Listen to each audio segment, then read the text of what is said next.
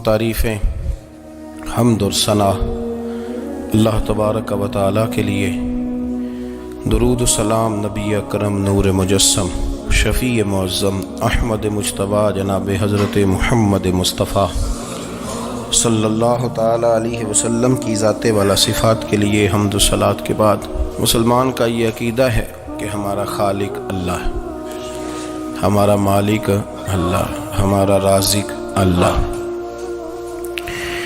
جب یہ ساری چیزیں، ساری عطائیں، ساری نعمتیں اللہ کی ہیں تو پھر مسلمان کی ساری توجہ بھی اللہ ہی کی جانب ہونی چاہیے۔ اسے کوشش کرنی چاہیے کہ وہ ہر معاملے میں، ہر مسئلے میں، ہر پریشانی میں اپنی توجہ اپنے رب کریم کی جانب مبذول رکھے۔ انسان جب اپنے علم پر بھروسہ کرنے لگتا ہے، یا اپنی عقل پر بھروسہ کرنے لگتا ہے، یا اپنے تعلقات پر بھروسہ کرنے لگتا ہے، یا اپنی دولت پر، مال پر، صحت پر، تو ایک بہت بڑے دھوکے کا شکار ہو جاتا ہے۔ اور انسان جب انسانوں پر بھروسہ کرنے لگتا ہے تو پھر اللہ تعالیٰ اسے بعض اوقات انسانوں کے سپرد کر دیتا ہے، انسانوں کے سپرد۔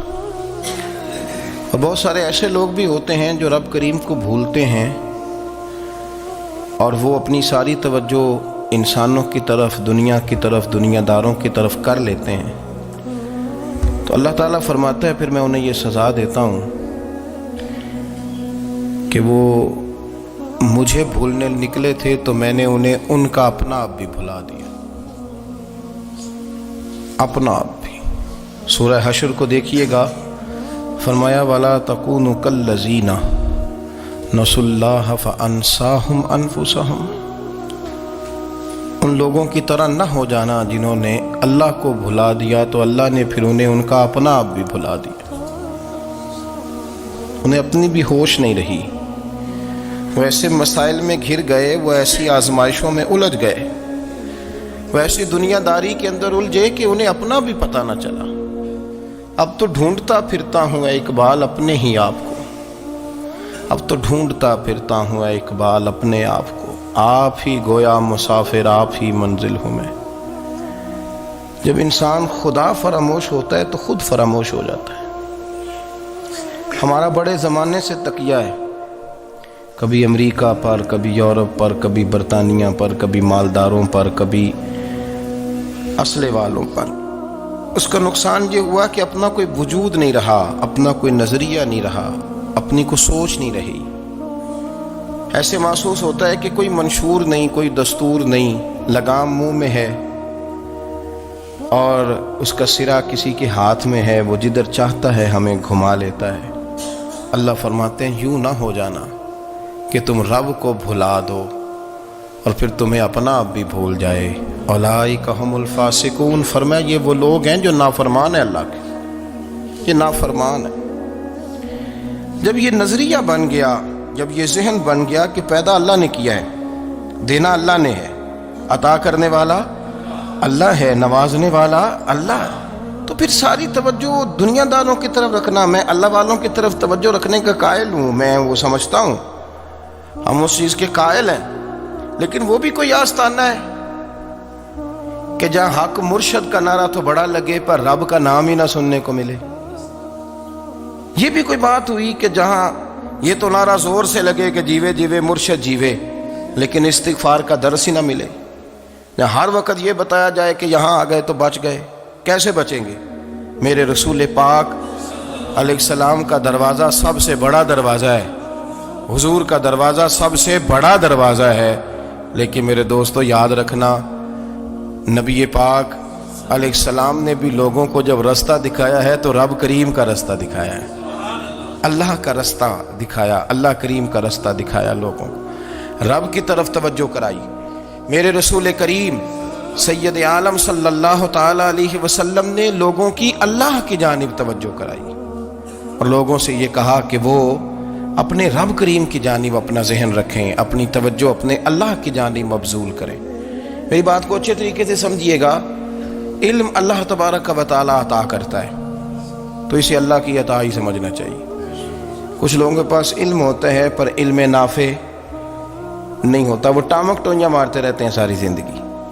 علم کو اللہ کی عطا سمجھیں، اپنی عقل پر اپنے شعور پر زیادہ بھروسہ نہ سمجھیں، نظر اللہ پہ رکھیں۔ حضرت مولا علی شیر خدا کرم اللہ تعالی وجہہ الکریم سے کسی نے پوچھا تھا بڑا عالم کون ہوتا ہے؟ ہمارے ہاں تو اب وہ والے عالم پائے جاتے ہیں نا، اللہ ماشاءاللہ، جو ممبر پہ بیٹھتے ہیں تو دعوے ہی دعوے، ممبر پہ بیٹھتے ہیں تو دعوے ہی دعوے، اس طرح کے عالم ہمارے ہاں پائے جاتے ہیں۔ وہ ہر بات میں دعویٰ کرتے ہیں، میں یہ کر دوں گا، میں وہ کر دوں گا۔ یہ مزاج علماء کا نہیں۔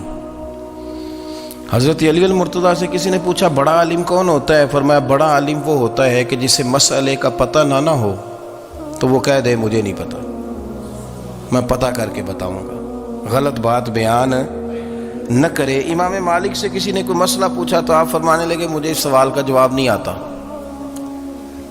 ہمارے بزرگ سمجھاتے کیا ہے؟ وہ کہنے لگا آپ اتنے بڑے امام ہیں تو اس سوال کا جواب نہیں آتا۔ آپ فرمانے لگے اگر مجھے ہر سوال کا جواب آتا پھر تو میں خدا ہوتا، مجھے ہر سوال کا جواب نہیں آتا، مجھے تو اتنا آتا ہے جتنا میرے رب نے مجھے عطا کر دیا ہے۔ اپنی نظر اللہ پہ رکھیں، نکل آئیں اس معمے سے باہر کہ میں کوئی بلا ہوں، مجھے بڑا پتہ ہے، میرے پاس 6 ڈگریاں ہیں، مجھے 10 جگہ پہ تدریس کا شغف حاصل ہے، اس سے نکلیں باہر۔ قرآن مجید دیکھیے گا، اللہ تعالیٰ نے ارادہ قدرت فرمایا کہ میں حضرت آدم کو بناؤں گا، پھر بنانے کے بعد فرمایا فرشتوں سجدہ کرو آدم کو، سب نے سجدہ کیا الا ابلیس ابا واستکبر وکان من الکافرین، سب نے سجدہ کیا سوائے ابلیس کے، اس نے انکار بھی کیا، تکبر بھی کیا اور کافروں میں سے ہو گیا۔ تو یہ جب اللہ تعالیٰ نے سجدہ کرایا تو کیسے کرایا؟ اللہ تبارک و تعالیٰ نے نا حضرت آدم کو علم سکھایا خود، وعلم آدم الاسماء کلہا، خود اللہ فرماتے ہیں کہ میں نے جناب آدم علیہ السلام کو تمام اشیاء کے نام سکھائے، سب اشیاء کے نام سکھائے۔ تو وہ چیزیں پھر میں نے نا، اللہ فرماتے ہیں میں نے فرشتوں پہ پیش کی، میں نے کہا کہ بتاؤ ان کے نام کیا ہے، تو فرشتوں نے جو جواب دیا وہ سمجھنے والا ہے۔ اللہ نے چونکہ خود علم سکھایا تھا حضرت آدم کو، جناب آدم سکھایا تھا، لیکن فرشتوں کو نہیں سکھایا تھا۔ تو اللہ کریم نے فرمایا فرشتوں اب یہ بتاؤ ان چیزوں کے نام کیا ہیں؟ تو فرشتے کیا کہتے ہیں؟ فرشتے عرض کرتے ہیں قالوا سبحانک لا علم لنا۔ آپ کبھی یقین کریں اس چیز کی لذت لیں تو مزہ آ جائے۔ کہا قالوا سبحانک، کہنے لگے تو پاک ہے، قالوا سبحانک، کہنے لگے تو بھئی آدم علیہ السلام کو نام سکھا لیے، پھر فرشتوں کے سامنے وہ چیزیں پیش کر کے کہا ان چیزوں کے نام بتاؤ، تو فرشتے کیا کہتے ہیں؟ کہتے ہیں قالوا سبحانک، تو پاک ہے، لا علم لنا، ہمارے پاس کوئی علم نہیں، الا ما علمتنا، ہمیں تو اتنا پتہ ہے جتنا تو نے ہمیں سکھا دیا، ہمیں تو اتنا پتہ ہے جتنا تو نے ہمیں، لا علم لنا، ہمارے پاس کوئی علم نہیں ہے، اتنا ہی پتہ ہے جتنا تو نے ہمیں سکھا دیا ہے، اس سے زیادہ ہمارے پاس علم، اور یہ کیوں تو نے ہمیں جتنا سکھایا اتنا پتہ ہے۔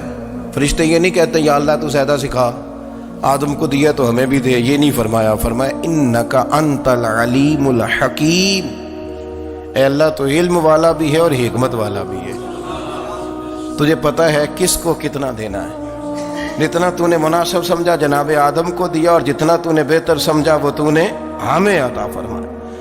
تو اگر آپ کے پاس علم ہے، کہیں نالج ہے، تو اس کو اللہ کی عطا سمجھیں۔ ہمارے ہاں بہت سارے لوگ بن کے بیٹھ جاتے ہیں، میں اکثر کہتا ہوں کہ پھر وہ دعوے کرتے ہیں میرے علاقے والے جاہل ہیں، میرے شہر والے جاہل ہیں، میرے خاندان والے پڑھے نہیں۔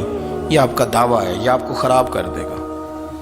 ہم نے بہت سارے ایسے لوگ دیکھے جو بہت بڑے عالم تھے، لیکن اللہ جب لینے پہ آیا تو عقل ہی لے گیا، شعور ہی چلا گیا، حافظے ختم ہو گئے۔ آپ دیکھتے ہیں بڑھاپے میں کچھ لوگ ایسے ہوتے ہیں کہ جن کو یہ بھی یاد نہیں رہتا کہ میرا نام کیا ہے، میں کہاں ہوں، مجھے کدھر جانا ہے۔ تو اس وقت سے اللہ کی پناہ مانگیں اور اپنی نظر اپنے رب کریم کی جانب رکھیں، اللہ کی جانب اپنی نظر کو مبذول رکھیں۔ دوسری بات، علم کے بعد ایک چیز آتی ہے جس کا نام ہے ہدایت، جس کا نام ہے تقوی، جس کا نام ہے پرہیزگاری، جس کا نام ہے عمل، عبادت، ریاضت۔ یہ بھی اسی وقت ہی نصیب ہوتی ہے جب میرا رب قریب نصیب فرما دیتا ہے۔ ہم نے نا نیکی کا اپنا اپنا سٹیٹس بنا لیا ہے، اپنا اپنا معیار بنا لیا ہے۔ کچھ لوگ کہتے ہیں کہ جناب مسجد میں سیمٹ کا توڑا دینے سے بہتر ہے کسی غریب کو آٹے کا تھیلا دے دو۔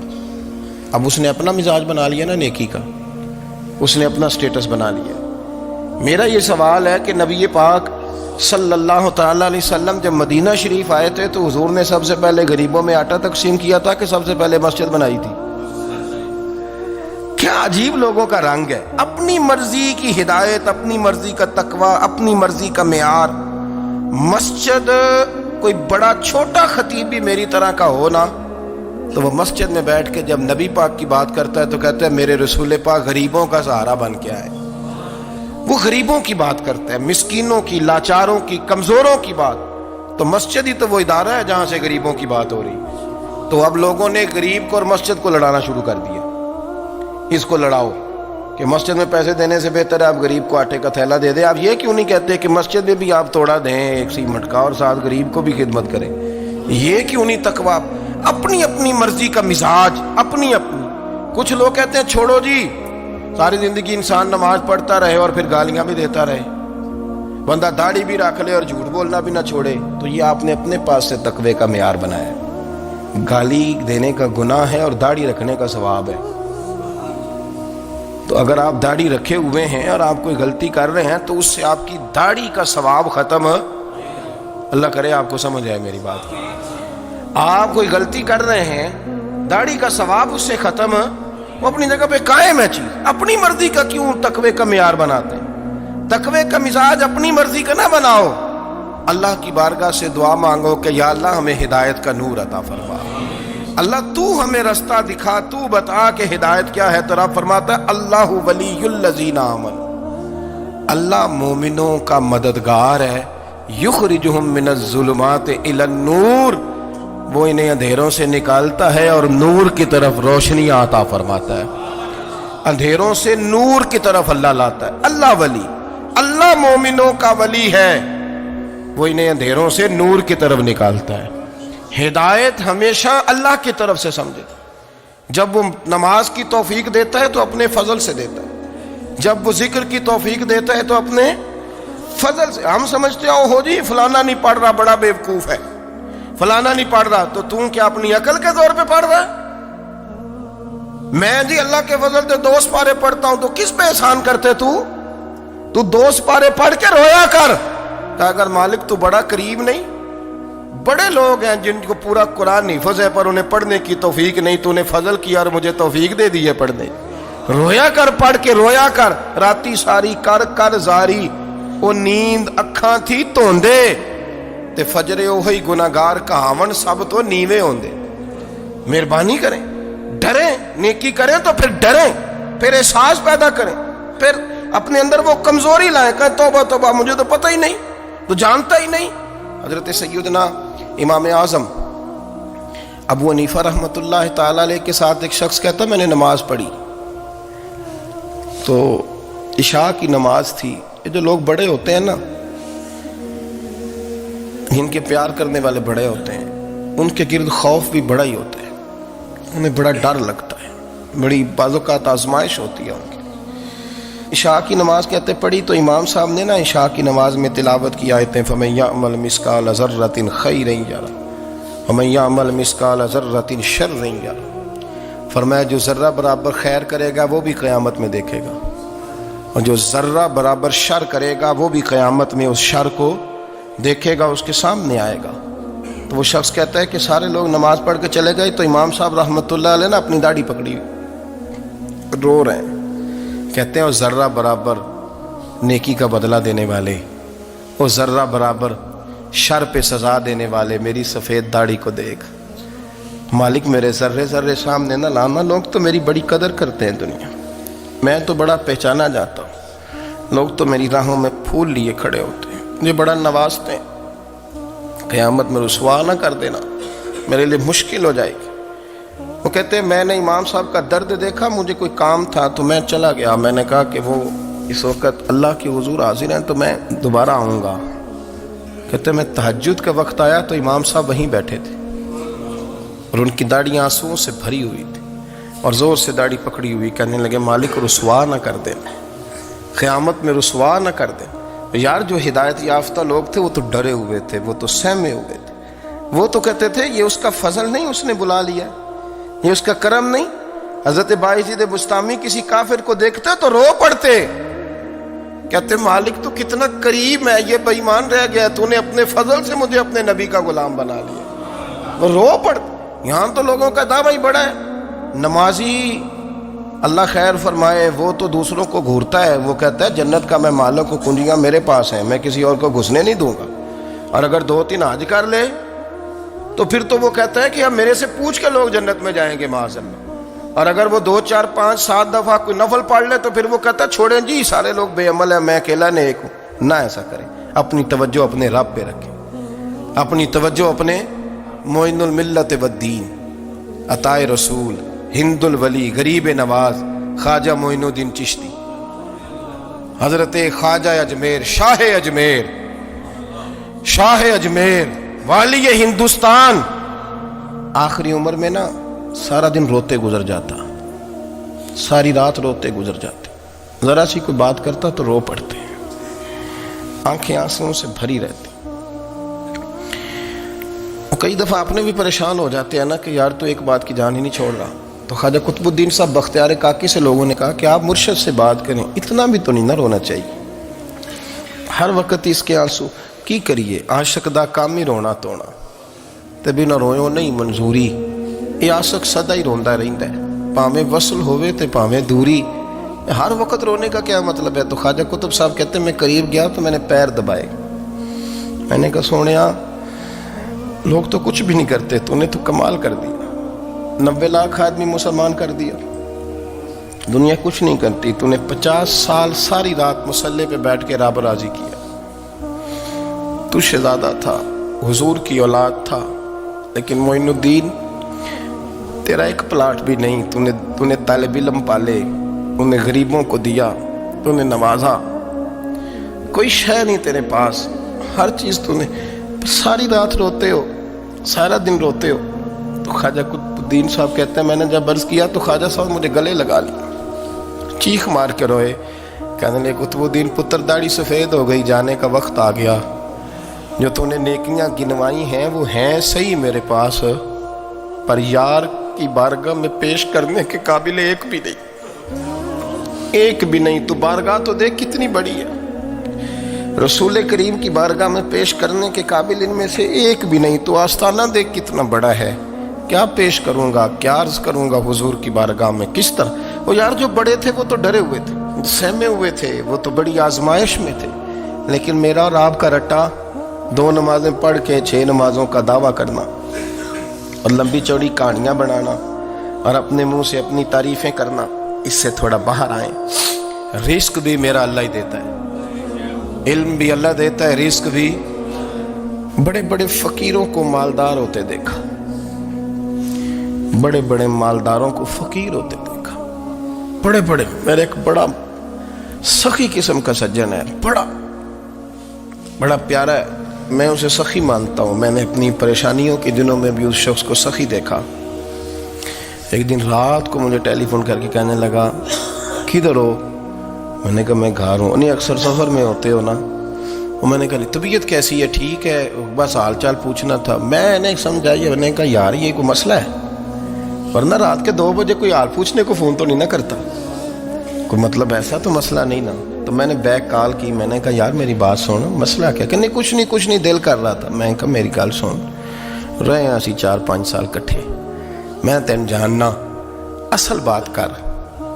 کہنے لگا مکان بھی بڑا ہے، سارا کچھ ٹھیک ہے، پر وہ بڑا ہی بے نیاز ہے، کچھ حالات اس قسم کے آ گئے ہیں کہ لوگوں کو بتاؤں بھی تو لوگ ماننے کو تیار نہیں، زیادہ نہیں، مجھے نا تھوڑے سے پیسوں کی ضرورت ہے، کوئی 15-20 ہزار اگر مل جائیں میری ضرورت۔ آپ یقین کریں میں روتا رہا ساری رات۔ میں نے کہا مہربانہ تیرا کس طرح کرانگ، اس سے لے کے زمانہ استعمال کرتا تھا، پر بے پرواہی ویخ نہ سجڑ دی، جتھے کسے دی پیش نہ جاوے، انہیں تاجاں والے در در رولے تے منگتے ہیں تخت بٹھاوے۔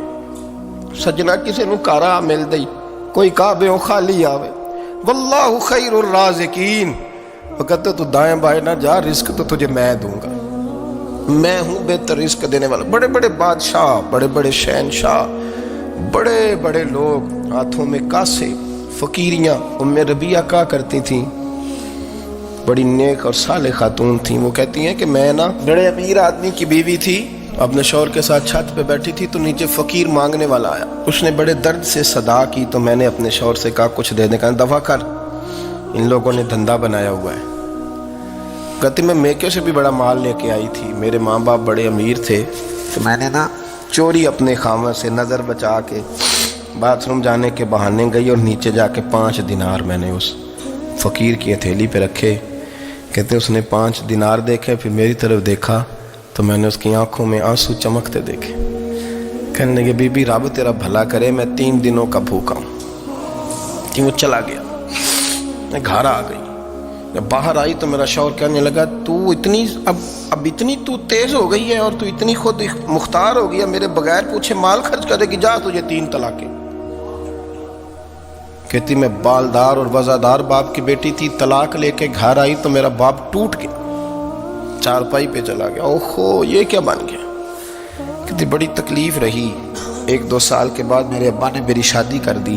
اب جس شوہر کے پاس گئی وہ بڑا نیک تھا، پرہیزگار تھا، اللہ نے بہترین صلہ دیا۔ کہتی چھت پہ بیٹھی تھی، دروازے پہ فقیر آیا، میں نے شوہر سے کہا کچھ دے دوں، کہنے لگا 5 نہ دینا، 15 دینا، 20 دینا، میں فقیر ہوں، میں نے فقر سے دولت دیکھی ہے، اسے خالی نہ لوٹانا۔ کہتی ہے کہ میں نیچے گئی اور جب میں نے اس کی طرف دینار بڑھائے تو میری چیخ نکلی، پیسے پھینک کے میں بے ہوش ہو کے گری، میرا شوہر نے آ کے اٹھایا، اندر لے گیا، پانی منہ پہ چھڑکا، کہنے لگا تجھے کیا ہوا؟ کہنے لگی یہ جو مانگنے آیا یہ میرا پہلا شوہر تھا، وہی تھا جو کہتا تھا کہ تو 5 دینار دے آئیے، جا تجھے 3 طلاقیں۔ پڑھو نا حدیث پاک، میرے نبی پاک علیہ السلام نے فرمایا ایک بندہ گنجا تھا، گنجا، کوئی ترتیب آگے پیچھے ہو جائے تو مفہوم کے لحاظ سے، لیکن میں مفہوم اس کا واضح کرتا ہوں، ایک گنجا تھا، کوئی شے نہیں تھی، سر پہ بال بھی نہیں تھے، رویا کرتا تھا۔ اللہ تعالیٰ نے فرشتے کو بھیجا، تجھے کیا چاہیے؟ تو کہنے لگا بال آ جائیں اور تھوڑا مال آ جائے۔ فرشتے نے ہاتھ پھیرا تو بال بھی آ گئے تو بکریاں بھی آ گئیں، لائنیں لگ گئیں، مال ہی مال ہو گئے۔ دوسرے کے پاس گیا، وہ کوڑا تھا، اس کو جا کے کہا کیا چاہیے؟ کہنے لگا شفا ہو جائے اور کچھ اللہ تعالیٰ آسانی کر دے۔ شفا بھی ہو گئی، گائیں بھی دے دی، بھینسیں بھی دے دی، مال ہی مال ہو گئی۔ پھر ایک کے پاس گیا، وہ اندھا تھا، تجھے کیا چاہیے؟ اس نے کہا آنکھیں مل جائیں اور کچھ ساتھ اللہ مال دے دے۔ اونٹ ہی اونٹ ہو گئے۔ جب بڑا نواز دیا تو پھر مالک نے امتحان لینے کا ارادہ کیا، یاری تیری سونا ہے پر آزمائشاں بھی تیریاں اگ، آزمائشاں تیریاں، صحیح کہہ رہا ہوں، آزمائشاں تیریاں، یاری تیری سونا ہے پر آزمائشاں تیریاں، اے سونا پرکھیا جامدائی پہلو نہ لگاں دے لگ۔ اللہ نے فرمایا آزمائش کرو۔ سب سے پہلے گنجے کے پاس آئے، اسے کہا اللہ کے رستے میں کچھ دیکھا نہیں لگا، میرے خرچے ہی بڑے، دیکھو تو صحیح کتنی مشکل میں وقت گزارتا ہوں، حال ہی کوئی نہیں۔ تو اس نے کہا میں نے تو سنا ہے تو گنجا اور بھوکا ننگا تھا۔ کہنے لگا میں تو جدی پشتی رئیس اعظم ہوں، تجھے کس پاگل نے کہا ہے بھاگ جا؟ اس نے کہا اچھا جیسے تو تھا ویسے ہی ہو جائے۔ کھیت کھلیان اجڑ گئے، پھر سے گنجا ہو گیا۔ حضور علیہ السلام فرمانے لگے، پھر وہ اس کے پاس گیا جو کوڑا تھا، اسے کہا کچھ دے، کہنے لگا خرچے ہی بڑے۔ اب پوچھ لیں کسی امیر آدمی سے، کہے گا چکی کے نیچے ہاتھ ہے میرا، میرے سے زیادہ تو اب پریشان بندہ ہی کوئی نہیں، کیا بتاؤں آپ کو، اتنا ٹیکس ہے، اتنا جرمانہ ہے، فلانی شے، بڑا کچھ گنواتے ہیں لوگ۔ اس نے کہا میں نے تو سنا تو پہلے کوڑا تھا۔ اس نے کہا اچھا دوڑ جا، میں تو رئیس اعظم ہوں، دادا بھی پردادا بھی اور ساری نسل ہی۔ اس نے کہا اچھا جیسے تو تھا ویسے ہی ہو جائے۔ پھر وہ گیا اندھے کے پاس اور جا کے کہا اللہ کے نام پہ کچھ دے۔ تو کہنے لگا رب کے نام پہ؟ یہ کھڑے ہیں اونٹ، جتنے تیرے دل کرے لے جا۔